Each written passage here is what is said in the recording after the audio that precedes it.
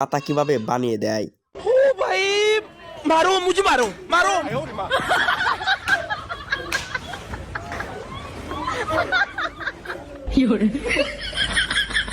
এইরকম অদ্ভুত ভিডিও আমাদের পৃথিবীতে কমই দেখা যায়।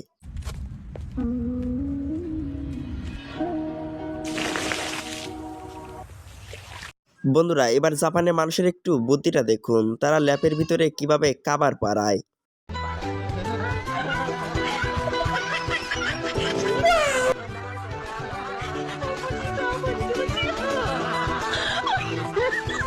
এবার এই অদ্ভুত আর্টিস্টম্যানকে দেখুন, সে কি সুন্দরভাবে বোতলের ভিতরে একটি হরিণ আর্ট করছে।